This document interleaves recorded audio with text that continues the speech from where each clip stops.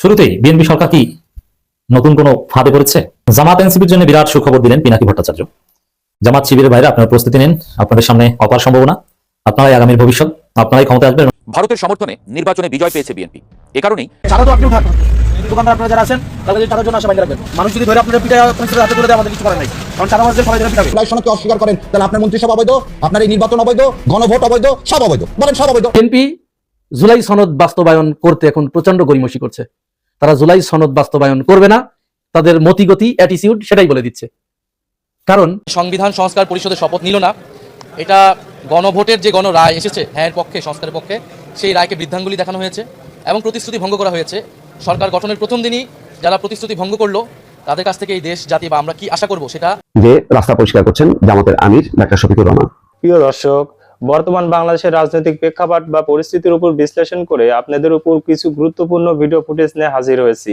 এমনকি দর্শক, আমি আশা করছি ভিডিও শুরুটা দেখেই বুঝতে পেরেছেন আজকের নিউজটা কতটা গুরুত্বপূর্ণ হতে যাচ্ছে। তো তাই বলবো প্রিয় দর্শক, যারা ভিডিওটি অন করেছেন তারা ভিডিওটি না টেনে সম্পূর্ণ মনোযোগ সহকারে দেখবেন, তাহলেই বুঝতে পারবেন আজকের ভিডিওর মূল রহস্য বা আসল ঘটনাগুলো। প্রিয় দর্শক, চলুন দেখে আসি সেই আজকের কাঙ্ক্ষিত ভিডিওগুলো। তবে তার আগে বলি, যারা এখনই চ্যানেলটি সাবস্ক্রাইব করেননি তারা সাবস্ক্রাইব করে পাশে থাকা বেল আইকনটি বাজিয়ে দিবেন। আর যারা ইতিমধ্যে চ্যানেলটি সাবস্ক্রাইব করে রেখেছেন তাদেরকে অসংখ্য ধন্যবাদ। তো চলুন দর্শক, আমরা একটা লাইক দিয়ে ধারাবাহিকভাবে ভিডিওর সকল বিস্তারিত আলোচনা দেখে আসি। শুরুতেই বিএনপি সরকার কি নতুন কোনো ফাঁদে পড়েছে? বিএনপি সরকার না, পুরো বাংলাদেশ ফাঁদে পড়েছে, গেরাকলে পড়েছে। পুরো বাংলাদেশের ভাগ্যাকাশে কারণে আলামত ভালো না। দর্শক, জুলাইয়ের যে আকাঙ্ক্ষা, যে স্বপ্ন, সেটা শুরুতেই হোঁচট খেল। বিএনপি সংবিধান সংস্কার পরিষদের শপথ নেয়নি, এটা নিঃসন্দেহে একটা জটিলতা তৈরি করবে। বিএনপি প্রতারণা করতে বাধ্য হবে এবং জামাত এনসিপি কি করবে তারা এটা এখনো বুঝতে পারছে না।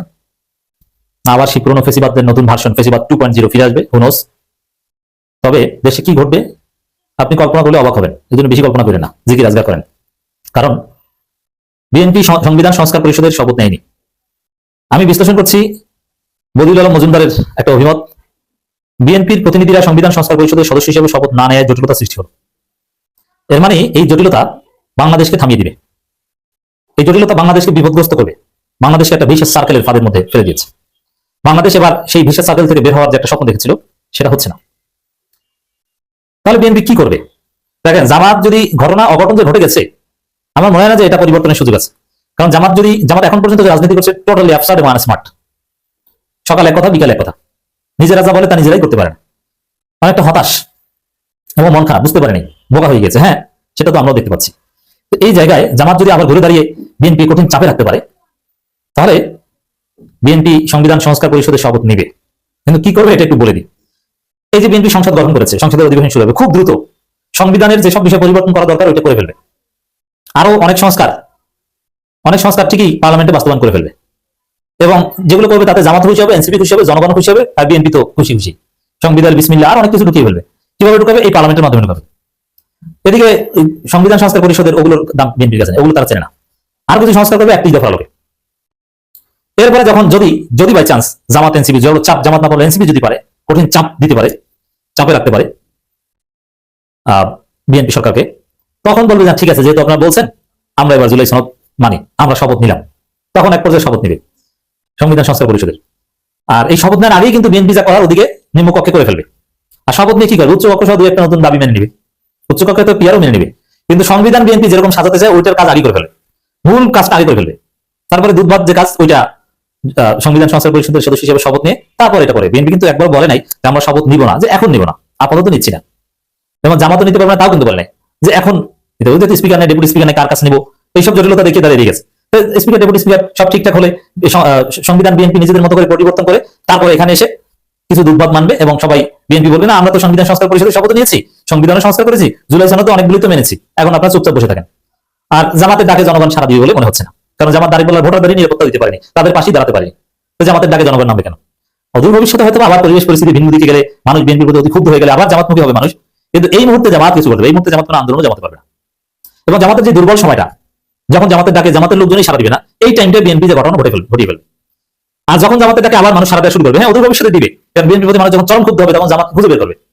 রাজনীতি এটাই, বিরোধী দলকে তখন খুঁজে বের করবে। তখন যখন মানুষ আবার জামাতকে চাইবে, জামাতমুখী হবে, তখন জামাত বিএনপিকে চাপ দেবে, তখন শপথ নিয়ে বলবে যে দেখেন করেছি, আর আগে যা করে ফেলেছি ওটা তো করেছি, ওটা তো পরিবর্তন করা যায় না।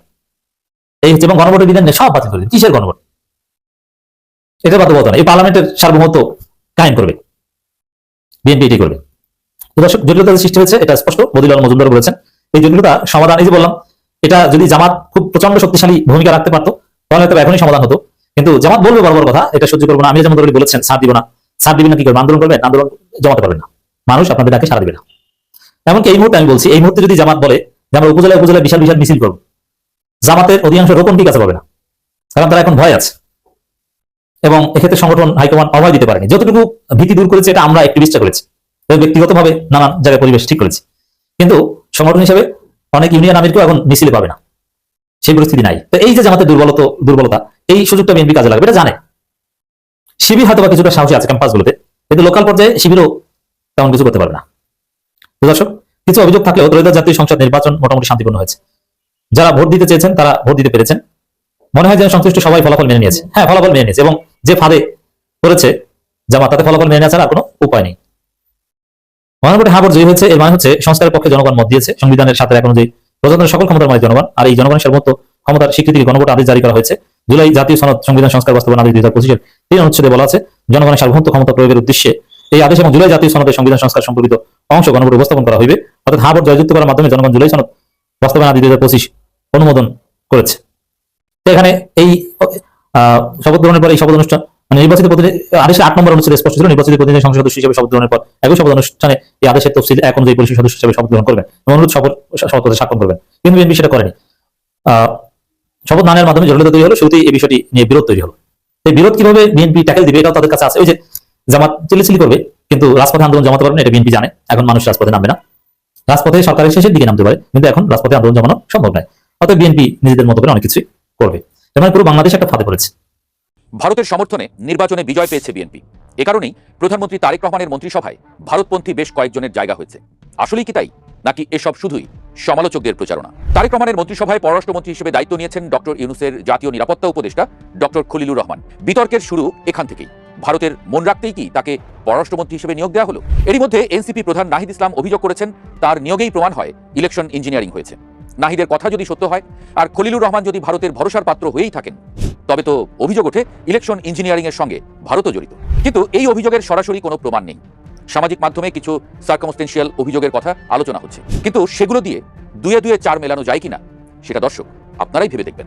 প্রথমত, নরেন্দ্র মোদীর সাম্প্রতিক কর্মকাণ্ড। প্রধানমন্ত্রী তারেক রহমানের দেশে ফেরার পর থেকে সরকার প্রধান হিসেবে দায়িত্ব গ্রহণ পর্যন্ত পুরো সময়টাতে তারেককে সমর্থন দিয়ে গেছেন ভারতের প্রধানমন্ত্রী নরেন্দ্র মোদী। বেগম খালেদা জিয়ার মৃত্যুর পর শোক জানানো, তার জানাজায় ভারতের পররাষ্ট্রমন্ত্রী এস জয়শঙ্করের উপস্থিতি এবং সরাসরি মোদীর বার্তা তারেক রহমানকে পৌঁছে দেওয়া থেকে শুরু। নির্বাচনের ফল ঘোষণার পর দ্রুত অভিনন্দন জানান মোদী, সরাসরি ফোন করেন বিএনপি চেয়ারম্যানকে। সর্বশেষ প্রধানমন্ত্রী হিসেবে তারেক রহমানের শপথের দিন লোকসভার স্পিকার ওম বিড়লা এবং পররাষ্ট্র সচিব বিক্রম মিশ্রকে পাঠান। ওম বিড়লা প্রধানমন্ত্রী তারেক রহমানের সঙ্গে সাক্ষাৎ করেন এবং মোদীর ব্যক্তিগত চিঠি তাকে হস্তান্তর করেন। ভারতের প্রধানমন্ত্রী নরেন্দ্র মোদী বাংলাদেশের প্রধানমন্ত্রী তারেক রহমানকে ভারতে আমন্ত্রণ জানান। এর মধ্যে ভারতীয় গণমাধ্যমে ভারতীয় রাজনীতিবিদ এবং বিশ্লেষকদের কিছু মন্তব্য প্রকাশিত হয়েছে। তারা বিএনপিকে ভারত বাংলাদেশ সম্পর্ক উন্নয়নের একমাত্র বিকল্প হিসেবে উল্লেখ করেছেন। ভারতের স্বরাজ্য ম্যাগাজিন কভার স্টোরি করে BNP the lesser evil for India, কিন্তু এর মধ্য দিয়ে প্রমাণিত হয় না নির্বাচনে ইঞ্জিনিয়ারিং হয়েছে বা এর সাথে ভারতের কোনো যোগাযোগ আছে। তবে এর মধ্যেও একটা অভিযোগ ওঠে কিছু ডিসইনফরমেশন ক্যাম্পেইনে ভারতের সম্পৃক্ততা। বিশেষ করে জামায়াত আমিরের এক্স অ্যাকাউন্ট হ্যাক হওয়ার ম্যালওয়্যারটি ভারত থেকে এসেছিল বলে অভিযোগ ওঠে, কিন্তু এর কোনো কিছুই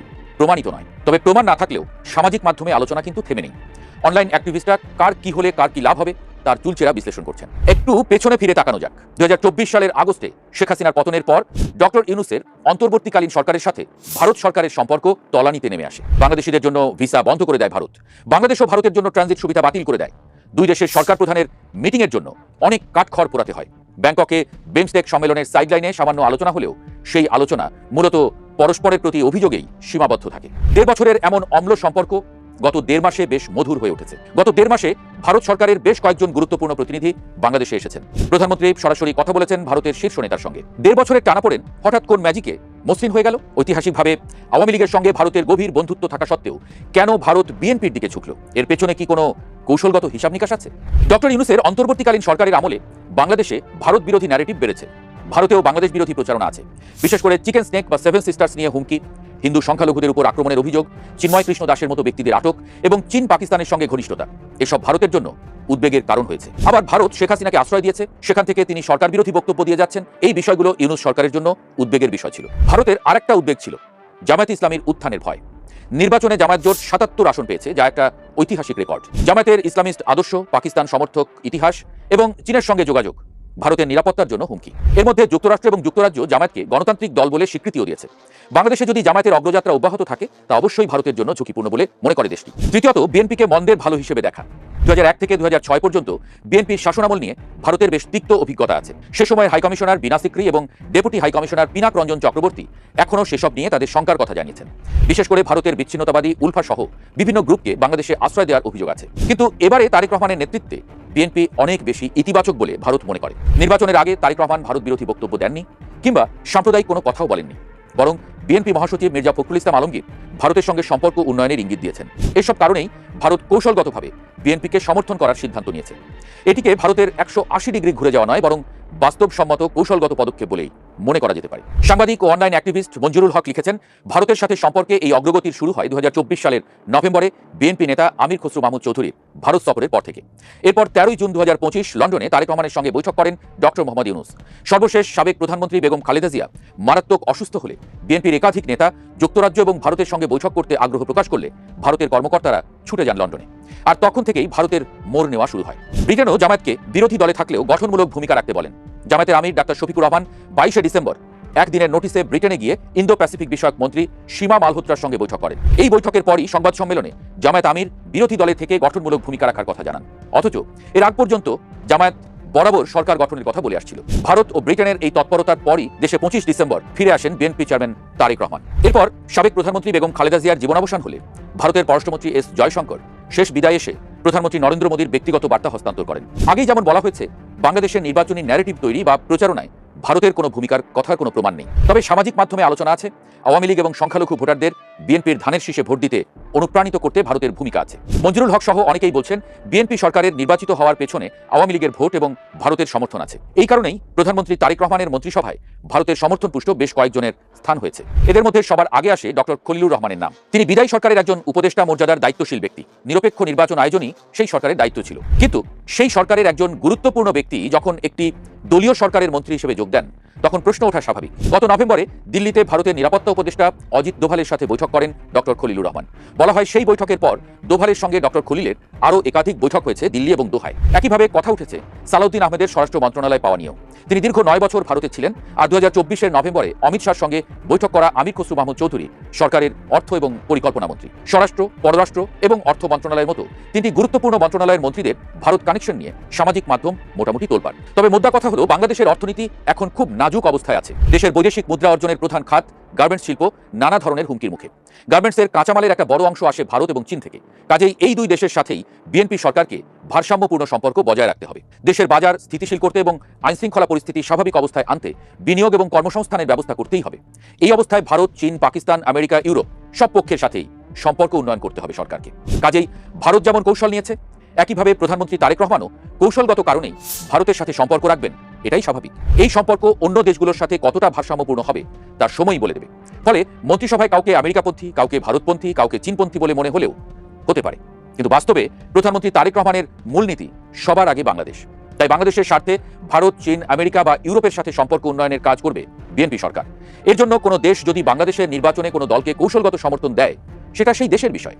আপাতত কোনো নির্ভরযোগ্য সূত্রে ভারতীয় গোয়েন্দা সংস্থার নির্বাচনে হস্তক্ষেপ, টাকা দেওয়া, প্রচারণা চালানো বা ইলেকশন ইঞ্জিনিয়ারিং এর কোনো প্রমাণ নেই। বরং ভারতের অবস্থান ছিল প্র্যাগম্যাটিক বা বাস্তববাদী, অর্থাৎ ভূরাজনৈতিক স্বার্থ এবং নিরাপত্তার ভিত্তিতে সিদ্ধান্ত নেওয়া।